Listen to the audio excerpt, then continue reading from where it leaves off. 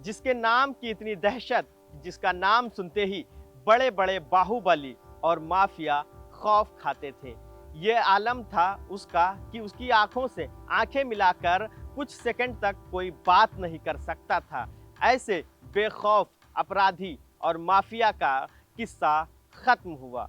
हम बात कर रहे हैं उस माफिया अतीक अहमद की कि जिसकी तूती आपराधिक गलियारों से लेकर सियासी गलियारों तक बोलती थी। कई राजनीतिक दलों में उसकी ऐसी घुसपैठ थी कि वो जो चाहता था वो करवा लेता था। माफिया अतीक अहमद की कहानी मात्र 51 दिन में खत्म हो गई। इस 51 दिनों के बीच में उसके घर पे बुलडोजर भी चला, उसके बेटे का इनकाउंटर भी हुआ और वो खुद माफिया और उसका भाई मिट्टी में मिल गया। साबरमती जेल में बंद माफिया अतीक अहमद को पिछले 15 दिनों में साबरमती जेल से प्रयागराज 2 बार लाया गया।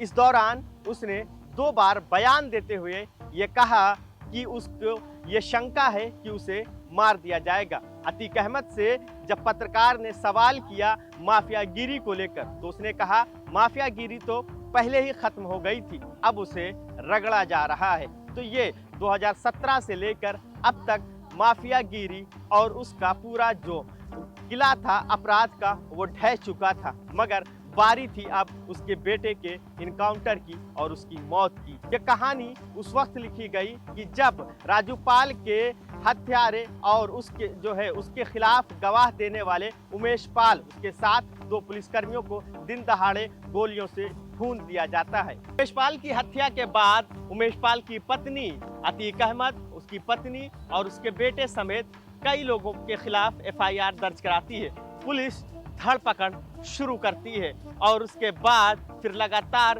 अतीक अहमद का बेटा और उसकी पत्नी फरार चल रहे होते हैं। इसी दौरान असद पुलिस के हत्थे चढ़ता है, पुलिस से उसकी मुठभेड़ होती है और इनकाउंटर में वो मार गिराया जाता है। मगर इन सब से पहले हम बात कर लेते हैं कि किस तरीके से अतीक अहमद 2017 में जेल गया। आपको बता दें कि 2016 में जब समाजवादी पार्टी में और मुलायम सिंह के परिवार में खींचतान चल रही थी, उस वक्त अतीक अहमद को कानपुर कैंट से टिकट दिया जाता है। 2017 में चुनाव होना होता है और इसका टिकट वहां से घोषित कर दिया जाता है। इसके बाद माफिया अतीक अहमद प्रयागराज के एक कॉलेज में जाता है जहां पर एक छात्र को निलंबित कर दिया जाता है उसकी बहाली के लिए। वहां पर वो अपने 60 लोगों के साथ खूब तोड़फोड़ करता है और बवाल करता है। ये खबर मीडिया में चलती है और उसके बाद फिर अतीक अहमद का टिकट घोषित होने के बाद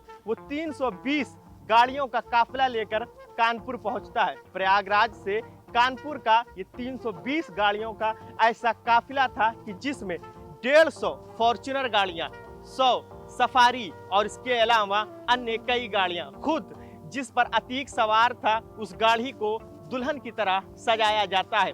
जगह जगह पर माफिया अतीक अहमद का कानपुर से लेकर प्रयागराज तक के सफर में स्वागत किया जाता है। फूल बिछाए जाते हैं उसके कदमों के नीचे, उसको मालाएं पहनाई जाती हैं।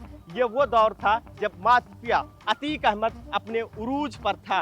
कहा जाता है ये ऐसा दौर था जब माफिया अतीक अहमद से आंख मिलाकर कोई बात नहीं कर सकता था और माफिया अतीक अहमद किसी को कुछ भी नहीं समझता था। मगर जब यह खबर मीडिया में चलती है कि किस तरीके से माफिया अतीक अहमद के 320 गाड़ियों के काफिले की वजह से प्रयागराज से लेकर कानपुर तक आम जनता त्राही त्राही करती है, कहीं एम्बुलेंस फंसती है तो कहीं मरीज फंसता है। जब यह खबर मीडिया में चलती है तो समाजवादी पार्टी के राष्ट्रीय अध्यक्ष अखिलेश यादव उस वक्त बन चुके थे और वो अतीक अहमद का टिकट काट देते हैं। अतीक अहमद के टिकट काटने के बाद अतीक अहमद अखिलेश यादव को भी चुनौती देता है। वो कहता है कि उसे किसी दल के टिकट की जरूरत नहीं है, वो खुद अपने नाम से टिकट बनाएगा। ये कहीं ना कहीं अखिलेश यादव को एक चुनौती थी।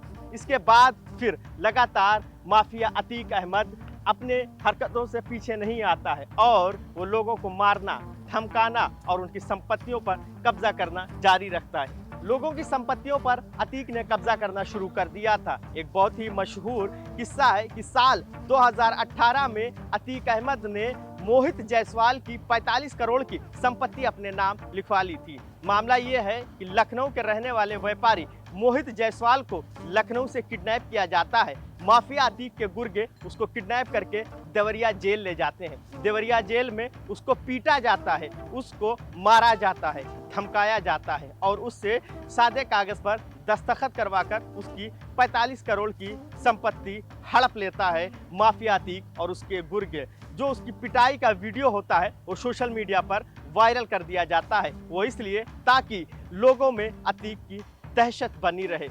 तो ये कहानी थी उत्तर प्रदेश के बाहुबली और माफिया अतीक अहमद की कि किस तरीके से वो लोगों की करोड़ों की संपत्ति हड़प लेता था।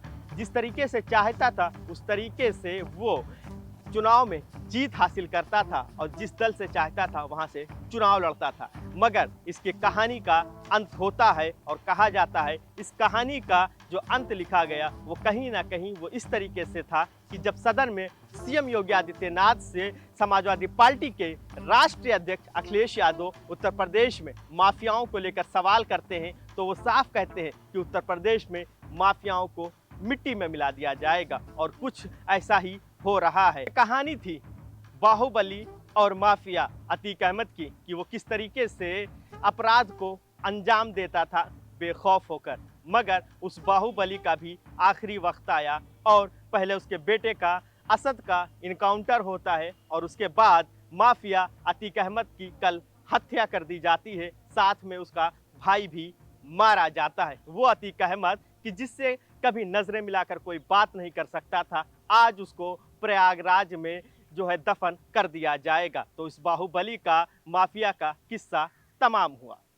वीडियो जर्नलिस्ट में राज खान के साथ फरीदुल हसन, #भारत न्यूज़ लखनऊ।